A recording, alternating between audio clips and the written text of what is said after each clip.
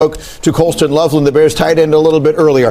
We have some time for both these quarterbacks in this game, right? Same draft class, fascinating stories. Right now, let's start with Caleb Williams. The story is he is clearly ascending, playing great. And as you look at the film, Teddy, you're seeing some the highest level comparison that can be made. Yeah, I saw flashes of Patrick Mahomes, of early Patrick Mahomes and everything that he was doing. There's a new headache in the league, and that's Caleb Williams because, compared to that week one matchup, he has progressed so much in this Ben Johnson offense, and all of the blitzers that are coming at him today, that's not the hard part. The hard part is getting him on the ground. So let's play a little sack or no sack here, fellas, because defensively watching this, you're like, oh yeah, we got him. We got a clean win on the defensive left side right there. That's a sack, right? That's got to be a sack. No, he's gone. Caleb is gone. Okay, I got my sack right here, fellas. You're in a defensive meeting. Got me one? No, he's out of there. And then you get a first down. It's just demoralizing. I hate watching this, actually. So seeing this again, another left side free rusher. Caleb retreats in the pocket, Alex, does a 360, and look at this. You call a ridiculous seed. Yeah, that's coming out of your mouth. That's a seed right there down the field.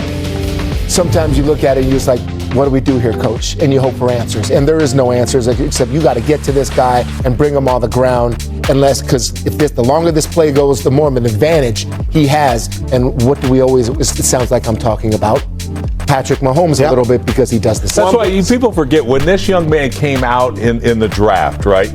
He was said that this could be the next Patrick Mahomes. And everybody, are you kidding me? But you see the glimpses right here. It's coming. That's why they say he's a generational talent. Right. It's not how he's playing right now, but the talent we see. And that talent is getting better and better and better. Brew, you talked about it, how it's getting better.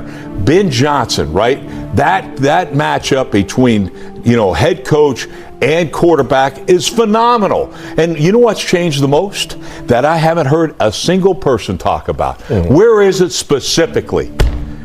It's got that he's underneath center. But I thought he could not do that. I thought he's going to be a good. Oh, really? Well, let's take a look at it. Last year, his QBR went underneath center in the play action game, 28.4. This year, 81.6. Wow. 81.6. Wow. You mean he's learned how to play the NFL game and not just playing this backyard, throw it behind the Buick college football stuff? That's what he's doing. You got a real NFL scheme, an NFL coach that knows what the hell he's doing with a generational talent. That's why the guy is getting better and better and better. And Rex, to be fair, some of that just takes time. And obviously it's amazing to pair him with Ben Johnson. And you're going to see, obviously, as the reps accumulate, he's going to get better and better at playing under center, which he has. But last week, you said, he should have been sacked, I think, 8 times in that game. And they couldn't pull his flag. And so many of them, the thing that I love, he gets out of a sack and throws the ball away even, right? Again, I think his receivers had 7 drops as well. Like, he was the best player on his field, and he just kept coming. Didn't take a single sack in that game last week against the Giants, right? This is a guy that took a lot of sacks last year as a rookie, and I think he's learning to play, keeping himself out of these bad situations.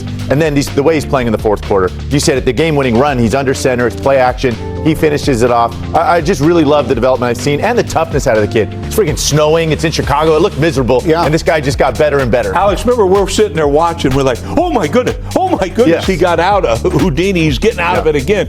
And the other thing too is, Alex, remember we're watching, and Mosh, you mentioned they had 6 drops in that game. Yes, right. Yep. 6 drops. I don't want to hear these. Oh, he threw 60% completion. Oh, really? Do you watch the game? Yeah. Watch this guy. Oh, he's got a generational talent. The hell he's not. Yes, he is. So that's one side of the equation. Now let's go to the other. Caleb Williams doing this. J.J. McCarthy, I feel like I'm contractually obligated to remind you he has only started 4 games in his NFL career. But Randy, that's your team. You watch him as closely as anyone. What are we seeing? Man, you see a young quarterback, and this is me as a pass catcher, just need to understand how to gauge his athletes. Like, they're talking about the first play that he threw to Jefferson week 1. That was a dart. But besides Jordan and Addison, I think that J.J. McCarthy, Kevin O'Connell needs to understand how to gauge their athletes because At points of there comes a point of time in games where he escapes the pocket. There's the offensive guy right there ready to catch the ball,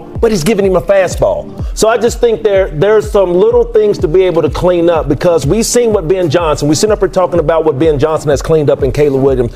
Now it's time for Kevin O'Connell to clean up his young J.J. McCarthy. And all the expectations on J.J. McCarthy, yeah, bring him on, continue to bring him on. And the reason man got drafted coming from a national championship Michigan Wolverine. So all the controversy, all the negativity, yes, bring it on. But if there's one thing that I can definitely see Kevin O'Connell helping a young quarterback is gauging his athletes. You don't have to throw hard footballs to your running backs and your tight ends. If there's one thing I'm looking at, I'm see if that changes today. Yeah, with JJ, it's not September. You know, it's not preseason, and this is basically what it is for him right now. I mean, unfortunately, Thanksgiving's coming up, and you're supposed to be playing your best. But the Vikings have a quarterback that I watch as a defensive player, just saying if he just took away about 4 of those, you know, what the heck is he doing? Mistakes on the field. It's not happening, though. He's going to have those throughout the course of the year. So if I'm a Viking fan, how's JJ look in December? I mean, is he progressing to where he's adopted what Kevin O'Connell wants? This is the hard part if you're a Vikings fan. You look at his peers in his draft class. You look at Drake May, who may well get the MVP at this point. Jayden Daniels had the best rookie season of all time.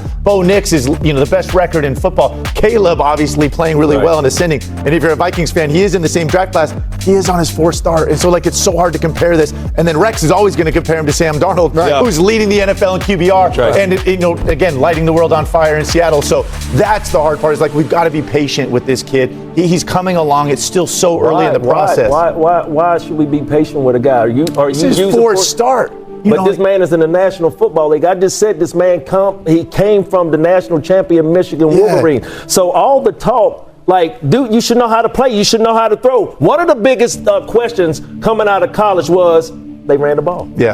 We wanted to see his arm. That's why I said, hey, man, know how to gauge and know who you're throwing to. And I think the real reason, and Randy, your point about, he ought to be there because he inherited a team that won 14 games last year. All right. So that's why it's whatever. What I'm seeing out of this young man is just too inconsistent. Way too inconsistent. You're talking about sometimes he needs to learn to feather the ball instead of hammer it in there.